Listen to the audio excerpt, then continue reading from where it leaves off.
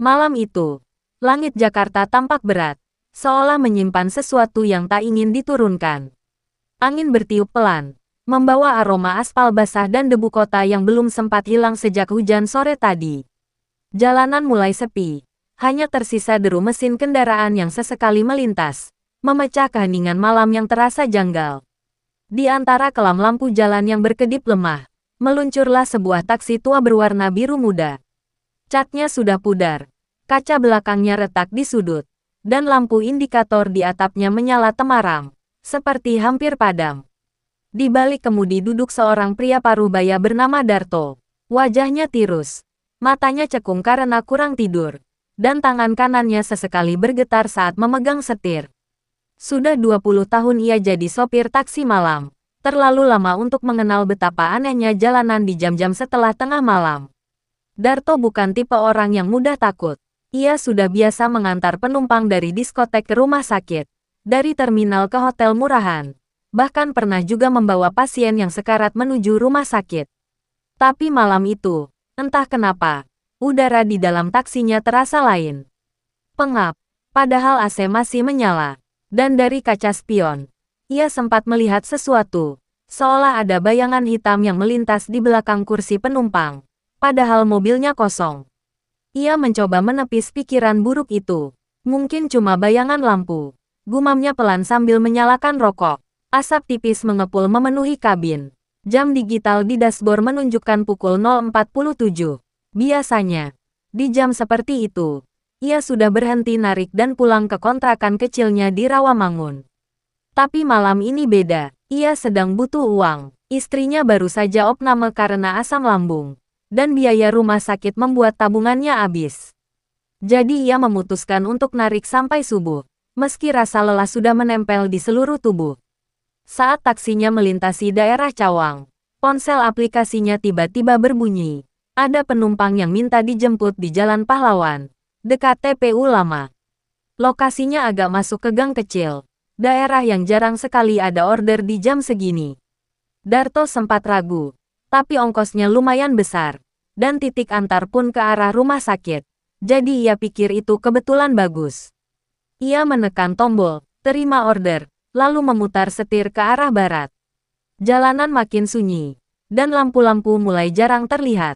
Hanya sesekali ada suara anjing menggonggong dari kejauhan, atau denging nyamuk yang melewati telinganya. Ketika akhirnya sampai di dekat lokasi, ia terpaksa menurunkan kecepatan. Jalan di depannya menanjak, dengan pepohonan besar di kiri kanan, menutupi cahaya lampu jalan. Darto menyalakan lampu jauh, dan disitulah ia melihatnya. Di bawah pohon beringin besar di tepi jalan, berdiri seorang perempuan. Tubuhnya kurus, rambutnya panjang menjuntai hingga menutupi sebagian wajah. Ia mengenakan kebaya putih dan kain batik yang basah kuyup seolah baru kehujanan. Perempuan itu tidak bergerak, hanya berdiri menunduk dengan tangan menggenggam erat tas kecil di dada. Darto menelan ludah. Mungkin dia penumpangku, pikirnya. Tapi di dalam hati, ada rasa dingin yang merayap pelan dari tengkuk ke punggung. Ia buka kaca sedikit dan berseru pelan. Permisi, Mbak, pesan taksi ya. Perempuan itu mengangkat wajahnya perlahan, sangat perlahan, hingga akhirnya tampak jelas di bawah cahaya lampu mobil. Dan saat itulah, Darto menyadari sesuatu yang membuat jantungnya berhenti berdetak sesaat. Wajah perempuan itu pucat seputih kapur, bibirnya kebiruan, dan dari matanya menetes air seperti embun, tapi bukan air biasa. Warna merah samar, seperti darah yang sudah mengering. Dan sebelum Darto sempat bereaksi, perempuan itu tiba-tiba sudah duduk di kursi belakang. Padahal pintu belum pernah terbuka. Darto terpaku. Ia menoleh ke kursi belakang melalui kaca spion. Benar, perempuan itu kini duduk di sana. Diam, menatap lurus ke depan. Tidak ada suara pintu dibuka. Tidak ada langkah kaki. Hanya tiba-tiba ada. Tangannya gemetar. Rokok yang tadi terselip di bibir jatuh ke pangkuan, membakar sedikit celana. Aduh, serunya pelan sambil menepuk-nepuk kain. Setelah itu ia berusaha menenangkan diri, menelan ludah, dan memaksa tersenyum lewat kaca spion. Malam, Mbak. Jadi, mau kemana ya? Tanyanya. Suaranya serak. Perempuan itu tidak langsung menjawab. hanya menunduk, menggenggam erat tas kecil di pangkuannya. Dalam hening itu, Darto bisa mendengar suara napasnya sendiri, berat, teratur. Tapi entah kenapa, di sela-selanya terdengar seperti ada suara lain. Seperti bisikan pelan dari ujung telinga. Arah rumah sakit. Jawab perempuan itu akhirnya.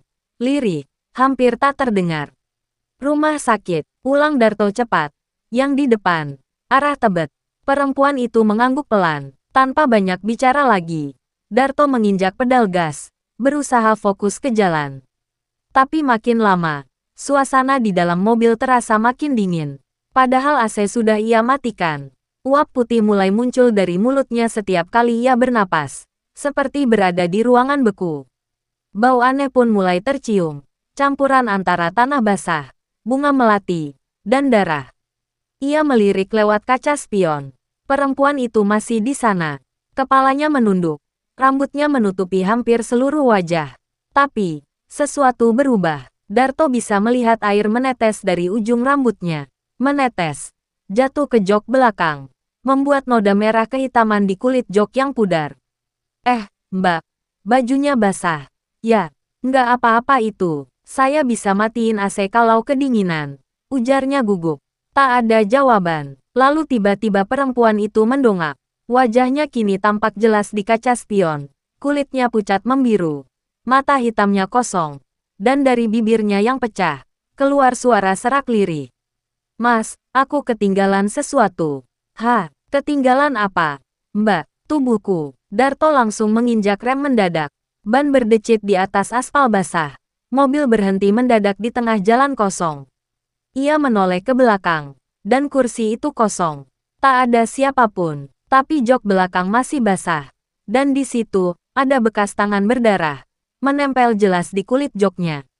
Napas Darto terengah, tangannya gemetar saat hendak menyalakan mesin lagi. Tapi kunci taksi malah macet. Lampu-lampu mobil berkedip, radio menyala sendiri, suara gangguan statis berderak keras di dalam kabin. Diikuti suara perempuan yang sama, tapi kini lebih dekat. Mas, antar aku pulang. Darto menoleh ke arah kaca depan. Dan di situ, tepat di kap mobilnya, perempuan bergaun putih itu duduk membungkuk dengan kepala menatap ke dalam kabin. Rambutnya menempel di kaca. Wajahnya retak seperti pecahan porselen. Dan dari mulutnya menetes darah hitam. Ia menjerit dan langsung tancap gas. Taksi melesat liar menembus jalan sepi. Tanpa arah, hanya mengikuti naluri panik. Tapi kemanapun ia melaju, jalan di depannya terus sama, tikungan, pohon beringin, plang jalan, jalan pahlawan, berulang-ulang. Seolah ia sedang berputar di tempat yang sama, dalam lingkaran yang tak berujung. Dan setiap kali ia melihat ke kaca spion, perempuan itu semakin dekat. Taksi Darto terus melaju dalam kabut pekat yang entah dari mana datangnya. Mesin meraung. Namun jarak pandang hanya beberapa meter ke depan. Di tengah jalan yang terus berulang itu, tikungan, pohon beringin, papan nama, jalan pahlawan, Darto mulai merasa kehilangan arah, juga akal sehat. Ia menatap jarum bensin yang kini hampir menyentuh garis merah. Sial, desisnya, sambil mencoba mengatur napas. Tapi ketika ia menoleh ke kaca spion, darahnya langsung membeku. Perempuan itu sudah duduk di kursi belakang lagi. Kali ini ia menatapnya langsung. Matanya hitam legam tanpa bola mata. Kulitnya pucat kaku seperti mayat di lemari pendingin. Dan dari bibirnya yang sobek mengalir darah kental menetes ke bajunya. Mas, suara itu lirih, namun menggema seperti dari dalam telinga. Tolong antar aku pulang. Aku sudah nunggu lama. Darto menelan ludah. Pulang kemana? Mbak, ke tempat aku dikubur. Jawabnya pelan. Dengan nada seperti anak kecil yang kehilangan arah. Darto membeku. Kata dikubur itu membuat bulu kuduknya meremang. Ia melirik ke kanan. Dan seolah menjawab pikirannya. Di luar jendela tampak pagar besi berkarat bertuliskan, TPU Tua Jalan Pahlawan. Ia langsung menginjak rem. Mobil berhenti tepat di depan gerbang kuburan yang samar diterangi lampu jalan yang berkerlip lemah. Di dalam, kabut bergulung-gulung, menutupi nisan-nisan tua yang miring dan berlumut. Sudah, sampai sini aja ya, Mbak, suaranya bergetar. Tapi perempuan itu malah tersenyum. Perlahan ia memiringkan kepala. dan dari tengkuknya keluar bunyi, krak. Seperti tulang retak. Terima kasih, Mas, tapi aku nggak bisa keluar lewat pintu. Darto membeku. Maksudnya, perempuan itu mulai mencair, kulitnya meleleh, wajahnya hancur, dan dari matanya keluar darah hitam. Ia mendesis. Tubuhnya menunduk hingga kepalanya menembus kursi depan. Kini wajahnya hanya beberapa senti dari wajah Darto, dan suaranya berubah menjadi bisikan mengerikan. Karena aku masih di bagasi. Tiba-tiba, dari arah belakang mobil terdengar gedoran keras. Duk, duk, duk, suara seperti seseorang memukul dari dalam bagasi. Terus-menerus, semakin keras, disertai jeritan samar, jeritan perempuan yang sama. Darto berteriak ketakutan dan langsung keluar dari mobil. Udara malam menggigit kulitnya. Ia berlari ke belakang taksi. Tapi langkahnya goyah. Bagasi itu bergetar sendiri. Seolah ada makhluk hidup di dalamnya. Dengan tangan gemetar, ia menarik tuas bagasi. Begitu terbuka, bau busuk langsung menyambar. Di dalamnya, tergeletak mayat perempuan dengan wajah yang sama seperti penumpangnya. Tubuhnya membiru. Sebagian kain kebayanya sobek. Dan di dadanya tersemat tanda identitas rumah sakit dengan tulisan samar. Nama, Ratna, meninggal, tanggal 12 Oktober tahun 2023, kecelakaan di Jalan Pahlawan. Darto mundur terpental, menjerit, dan tanpa pikir panjang langsung melarikan diri ke jalan.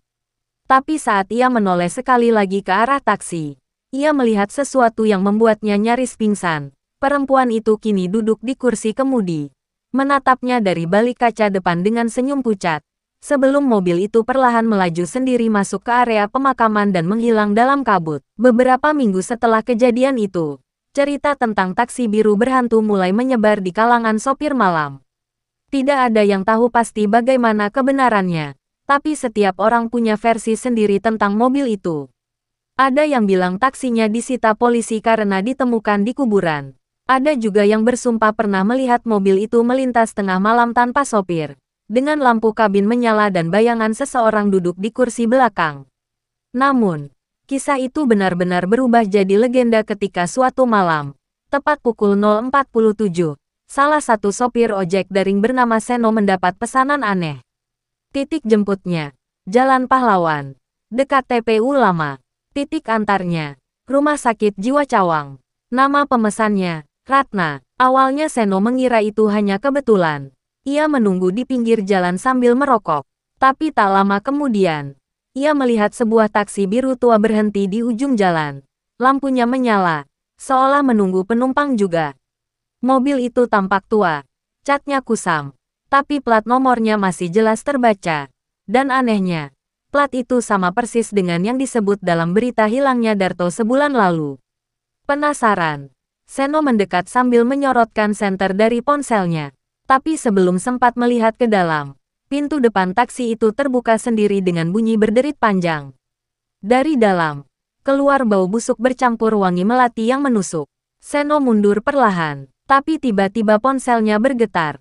Ia melihat layar, pesan dari aplikasi. Penjemputan sedang berlangsung, penumpang sudah naik. Seno menoleh cepat ke belakang, dan darahnya langsung berhenti mengalir. Seorang perempuan duduk di jok belakang motor ojeknya. Rambut panjang menutupi wajah. Kebaya putihnya kotor dan basah. Suara lirih terdengar di telinganya. "Mas, antar aku pulang. Aku ketinggalan tubuhku." Ia berteriak dan menjatuhkan motor, lalu lari secepat yang ia bisa. Tapi taksi biru itu kini bergerak sendiri, pelan, menyalipnya. Dan ketika lewat di sampingnya, Seno melihat jelas di kaca depan, Darto sedang duduk di balik kemudi. Wajahnya pucat, matanya kosong, dan di sampingnya duduk perempuan yang sama, tersenyum dengan gigi hitam penuh darah. Taksi itu melaju masuk ke kabut dan hilang di tikungan, meninggalkan suara samar dari dalam radio yang menyala sendiri. Penumpang telah dijemput. Tujuan, Rumah Sakit Jiwa Cawang. Waktu keberangkatan, pukul 0.47. Waktu tiba, belum tercatat. Sejak malam itu, beberapa warga bersumpah pernah melihat taksi biru tua yang sama melintas di sekitar Cawang menuju arah rumah sakit. Lampunya selalu menyala redup, dan di dalamnya tampak dua sosok, sopir dan perempuan bergaun putih, duduk diam tanpa bergerak, menatap lurus ke depan. Dan konon, jika kau kebetulan lewat jalan pahlawan di atas pukul 12 malam, lalu melihat taksi dengan plat nomor B1789 KD berhenti di pinggir jalan, dengan lampu kosong menyala, jangan pernah menatap ke dalam kacanya. Karena kadang, kaca itu bukan hanya memantulkan bayanganmu, tapi juga seseorang yang sudah lama menunggu penjemputan berikutnya.